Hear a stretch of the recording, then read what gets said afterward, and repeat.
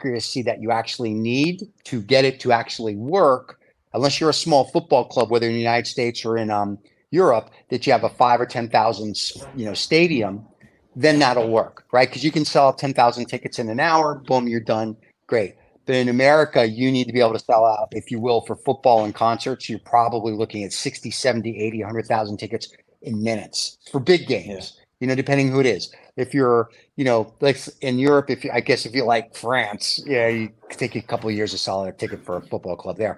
But if you're like, a real team, then it's a whole different story. But I think that's how you have to look at it. Like Argentina, Steve, they don't even have a football the club. problem Go with ahead. the ticketing and Taylor Swift and the big acts and all the acts with Ticketmaster is they take 80% of the tickets and they've already given them to StubHub, Right. Citibank, right? So there's very limited amount of tickets available on the opening of the sale.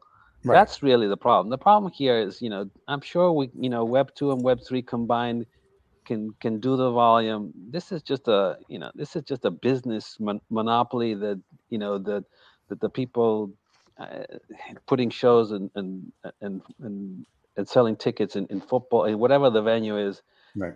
somehow don't want to take the risk and say, hey, Maurice, can you do this, and let's try something new that's going to be revolutionary. They're either they're scared to fail on the first time or have some issues.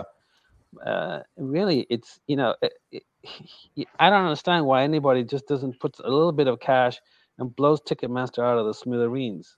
Because Ticketmaster is a multi-billion-dollar company, and they've been doing it for too long. And you have to convince, not Ticketmaster, you have to, excuse me, you'd have to convince Taylor Swift that you can still make her the money that Ticketmaster guarantees her, or iHeart, or whoever's putting her on the tour, guaranteeing her per stadium, right? So you would say, Taylor, you're going to come play here. I guarantee you $10 million. Don't worry. Yeah, Then but you can sell your tickets. If you can change the dynamic and say, look, you're saying that let's just take this one artist.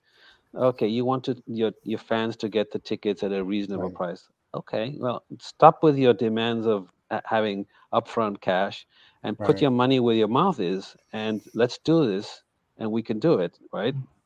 Oh, All dude, you got to do is. I agree wholeheartedly with you. I'm just saying that the So it's real more of world a is, marketing. It's more of a marketing problem than a I think, technology John, with problem. this will only change. This will come.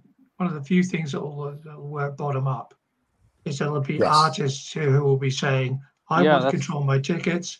I want to build my own community under me, and I'm going to go to the venue and share my revenue with them." It's we've talked to a bunch of of people in the industry, and they all say, "Oh yeah, that's what they all say." But in the reality, they're a bunch of no. They want to do their music, and they're lazy. They're not interested in the business side.